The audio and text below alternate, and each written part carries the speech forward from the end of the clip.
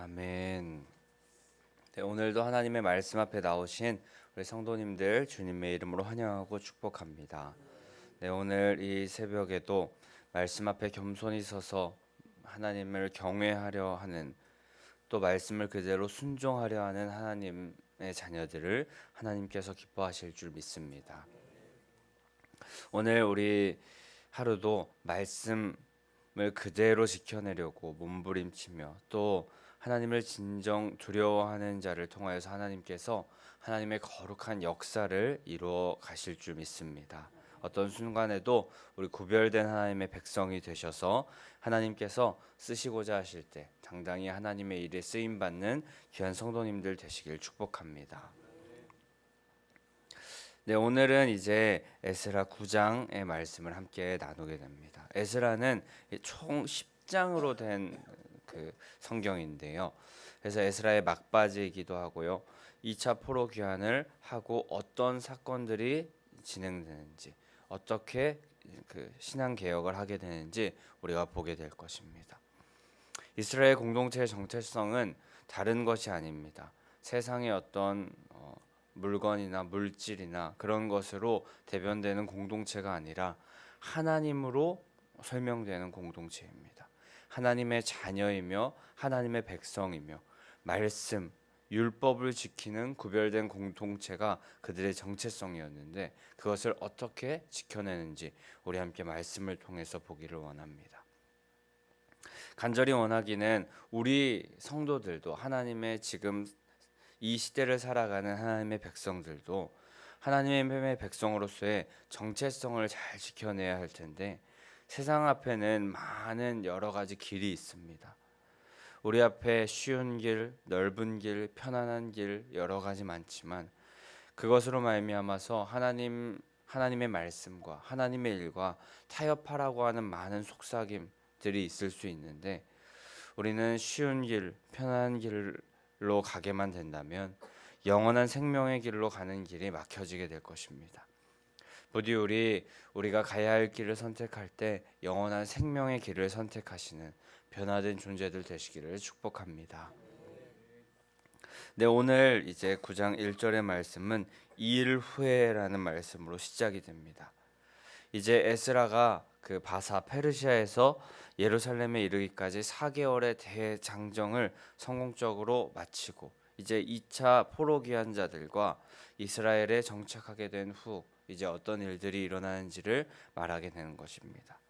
그런데 이때에 7장에서 보게 되면은 7장 1절에도 그 에스라가 이제 등장하게 되면서 2일 후에라고 그 말씀 7장 1절이 시작이 되는데, 그때와는 조금 다른 그 2일 후에라는 그 말로 볼 때 그때와는 조금 다른 뉘앙스를 느끼게 되는 것 같습니다. 9장에서 나오는 7장에서 나오는 2일 후에는 조금 긍정적인 일들이 이후에 일어날 것 같은 느낌이 들지만, 오늘 9장에서는 무언가 위기의 상황이 펼쳐질 것 같은 느낌을 받게 됩니다. 왜냐하면은 그 이후에 방백들이 나와 말한 이야기들 때문입니다. 방백이라고 한다면은 이스라엘의 각 행정, 종교 측의 지도자들을 말하는 것이었는데, 그들이 나와서 말하기를 이런 말을 합니다. 가나안, 헷, 브리스, 여부스, 암몬, 모압, 애굽, 아모리 사람들, 즉 이방 민족들과의 접촉을 단호히 끊으며 살지 못했습니다 라고 그렇게 말하는 것입니다. 성경에서 하나님께서는 이방 민족들과 그 거리를 두며 살아라, 경계하여야 한다라고 무수히 많이 말씀하셨었습니다. 신명기 7장에 특별히 명확히 언급을 하셨었는데요. 이들은 북이스라엘 멸망 후에 그 약속의 땅에 이방 민족들이 유입된 그것에 대하여서 이스라엘 사람들이 다시 포로 귀환하여서 돌아왔을 때 자연스럽게 경계하지 않고 자연스럽게 그들과 교통했을 것이고, 1차 귀환자 지도자이며 신앙의 바른 길을 가려고 했던 스룹바벨이나 예수아의 죽음 이후에 더욱더 그것은 가속화되었을 것입니다. 더욱더 그 이방 민족들과 거리를 두려는 모습들은 해이해지고 이방 민족들과 더욱더 가까이하며 결국에 이스라엘 백성들은 그들의 가증한 풍습까지 쫓게 되고 이방 민족과 결혼을 하게 되며 그들이 섬기는 우상들까지 함께 섬기는 그런 모습을 거리낌 없이 행하였을 것입니다. 하나님께서는 출애굽기 34장 15절 16절에 보면은 그 땅의 주민과 언약을 세우지 말지니라고 말씀하십니다. 왜냐하면은 우상을 섬기게 되고 우상에게 제물을 주게 되고 우상의 제물을 먹으며 거룩한 백성으로서의 정체성이 희미해질 수 있기 때문이었습니다. 특히 출애굽기 34장 16절 말씀에 보면은 그들의 신을 음란하게 섬기며라고 그렇게 말씀하셨는데, 이 말인즉슨 하나님도 사랑한다고 하면서 우상도 사랑하는 양다리 걸치는 신앙을 할 수 있기 때문에 신앙의 그런 신앙으로 말미암아 죄악의 구렁텅이로 빠지게 되고 영원한 죽음의 길, 죽음의 늪으로 빠지게 되기 때문에 하나님은 이방 민족들을 멀리하라고 말씀하셨던 것입니다. 하나님도 섬기면서 이방 민족으로 말미암은 이방신도 섬기는 그런 혼합주의적인 신앙을 멀리하기 위하여서 하나님께서는 애초에 그 이방 민족과의 계속하여서 가까이 되는 모습들을 경계하라고 말씀하신 것입니다. 전혀 어울리지 않는 두 음식이 섞이는 것은 매우 혐오스럽고 또 섞여서는 안 될 것이 섬기게 되면 괴식이라는 것이 탄생됩니다. 예를 들어서 매우 끔찍한 이야기이긴 한데 아침부터 죄송하지만 아이스크림과 된장찌개를 섞어 먹으면 어떨까요? 그냥 음식물 쓰레기가 될 것입니다.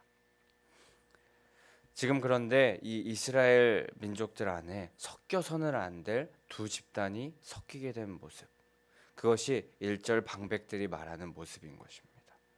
그리고 방백들이 나와서 섞여서는 안 되는 이 이방 민족과의 섞이게 된 모습을 에스라에게 이실직고하는 것입니다. 2절에서는 1절에 고발한 내용을 더 구체적으로 설명하는데요. 이방 민족들의 딸을 맞이하여 아내와 며느리로 삼아 이방 민족들과 서로 섞이게 되는데 일조하였다라고 그렇게 말합니다. 그런데 이방 민족의 딸들을 맞이하였다는 것으로 보아서 이 이방 민족들과의 결혼은 이스라엘의 주도였던 것으로 볼 수 있습니다. 하나님께서 하지 말라 하신 일을 이스라엘은 주도하여서 아무런 거리낌 없이 실행한 것입니다. 2절에 서로 섞이게라는 이 표현은 성경에 주로 우상 숭배를 배우다, 죄인과 사귀다라는 의미로 이후에 또 많이 사용됩니다. 이방 민족과의 통혼을 금지하셨던 이유, 그것은 단순히 핏줄이 섞이는 문제가 아닙니다. 결과적으로 이방 민족과 통혼을 하게 되면, 가까이 하게 되면 결국에 그것은 우상 숭배로 이어지고 하나님과의 관계 단절로 이어지기 때문에 하나님께서는 그 이방 민족과의 통혼을 금하셨던 것입니다. 하지만 방백들과 고관들이 이 죄에 더욱 으뜸이 되었다라고 2절에 말씀하고 계십니다. 포로된 것에서 귀환하여서 더 바르고 더 옳은 길로 계속하여서 이끌고 가르쳐야 했던, 백성들을 신앙 안에서 다스려야 했던 지도자들이 선민 공동체, 신앙 공동체, 하나님의 공동체의 정체성을 파괴하는 짓에 앞장섰었다는 것입니다. 지도자가 이 일을 행하였다는 것, 그것은 엄청난 영향을 미칠 수밖에 없는 것이었습니다. 의식적으로든 무의식적으로든 그 지도자들의 악함에는 분명히 그 백성들은 그것에 대해서 영향을 받을 수밖에 없는 것입니다. 성도님들, 우리는 먼저 오늘 이 말씀을 보면서 기억하기를 원하는 것, 섞이지 말아야 할 것과 섞인 것은 없었는지 우리 다시 한번 생각해 보기를 원합니다. 하나님께서 기뻐하시지 않는 혼합의 모습이 우리의 삶 가운데는 없었습니까? 쉽게 말해서 하나님을 섬기는 일에 타협하는 모습을 우리가 보이진 않았는지 생각해 보아야 합니다. 특별히 우리 교회는 5대 신앙을 하고 있습니다. 5대 신앙, 주일 성수, 기도 생활, 헌금 생활, 또 교회 봉사, 영적 질서 존중의 모습을 우리가 기본적으로 행하자고 우리 함께 기도하면서 나아가는데요. 이 5대 신앙의 기본적인 모습 가운데도 우리의 마음 가운데 타협하는 모습이 있지 않았습니까? 오늘은 너무 피곤하고 또 중요한 가족 모임이 있으니까 주일 하루 정도는 빠져도 되겠지라고 하면서 타협하거나, 하나님께서 내 마음 다 아시니까 라고 하면서 기도 생활을 타협하는 모습이 있지 않았습니까?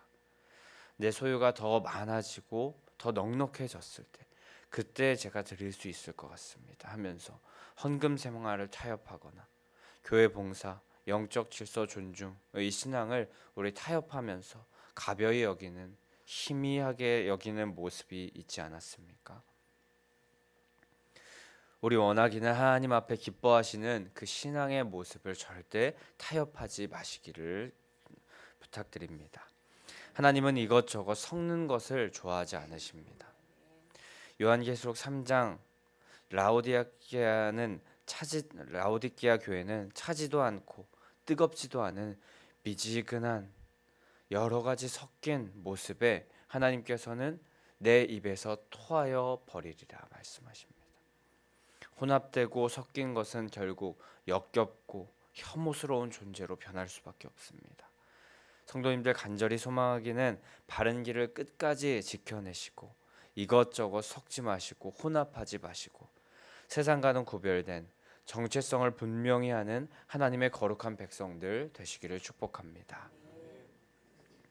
이어서 3절에는 이야기를 듣고 에스라의 반응이 어땠는지에 대해서 하나님 말씀에 기록되고 있습니다. 에스라가 이렇게 반응합니다. 겉옷은 물론이고 속옷까지 찢어버리고 또 머리털과 수염을 뜯어버렸다라고 그렇게 기록이 됩니다.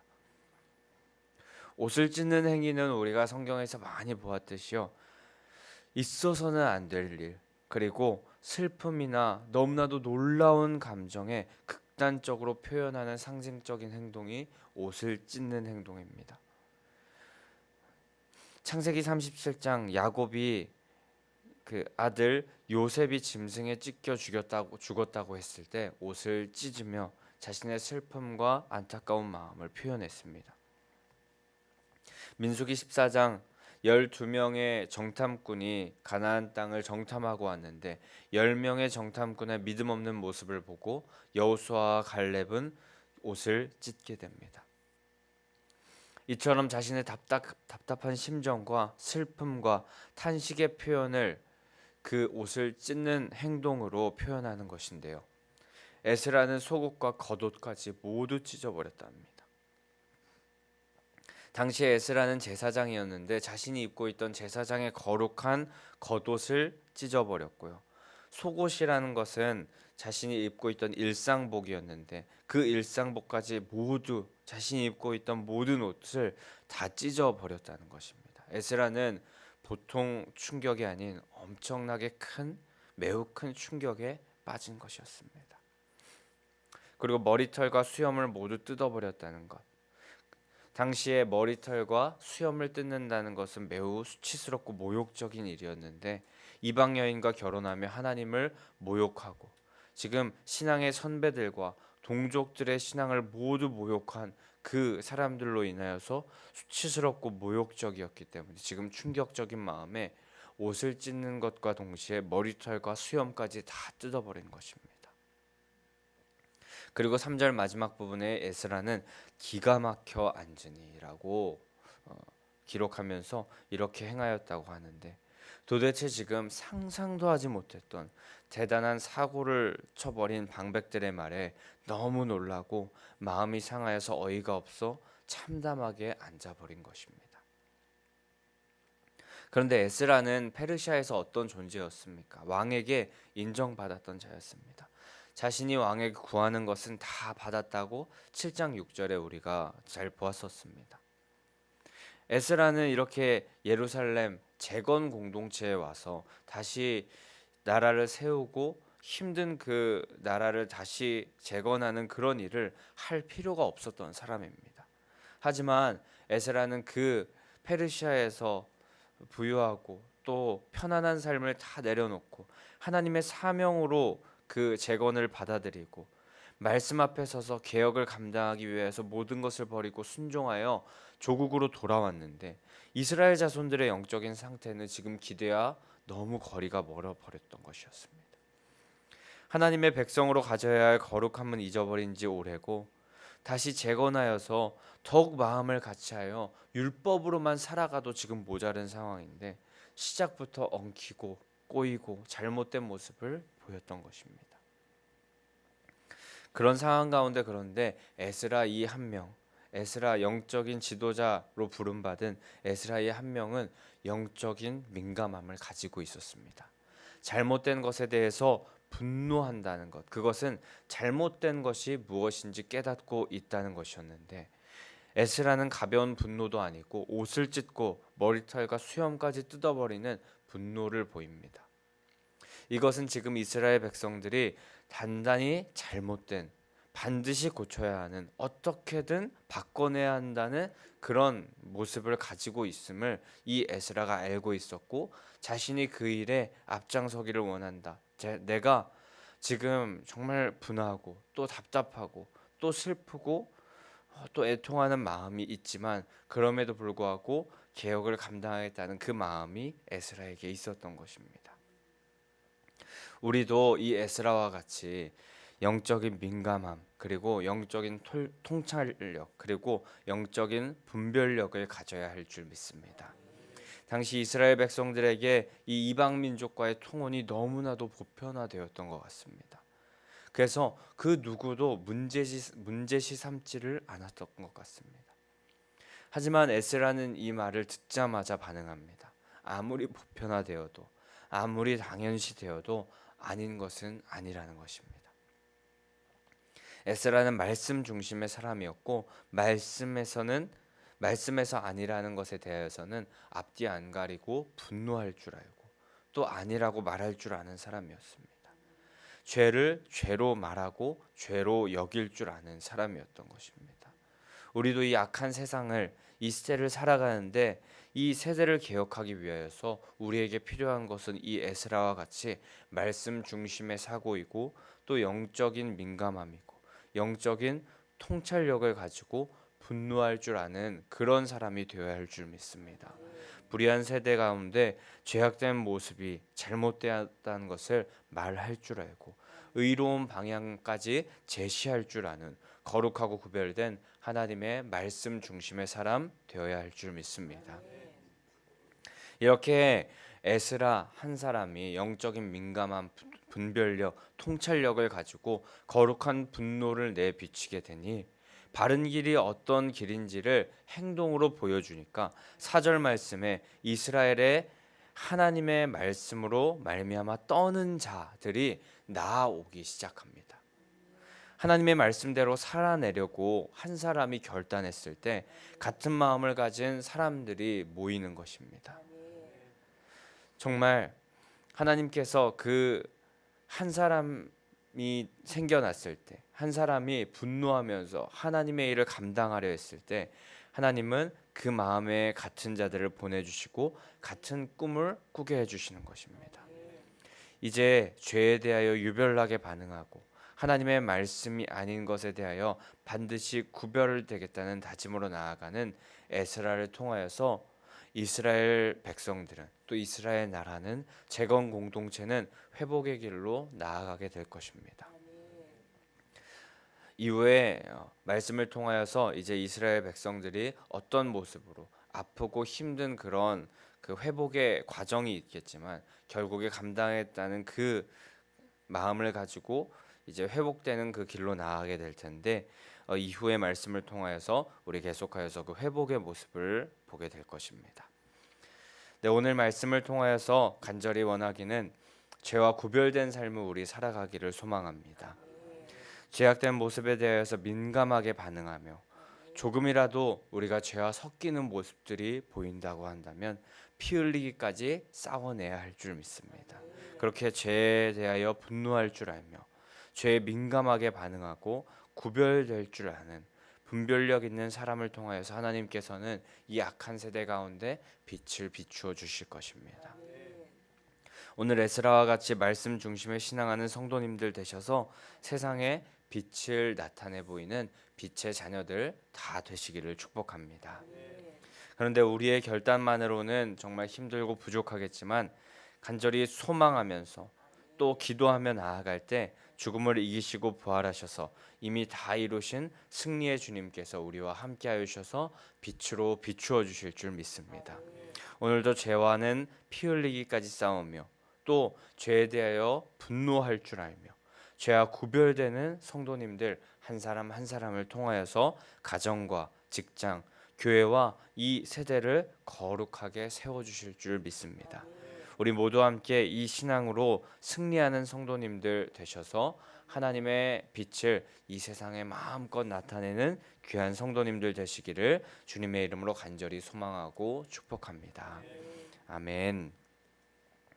우리 그럼 함께 찬송하신 후에 기도하며 나아가실 텐데요.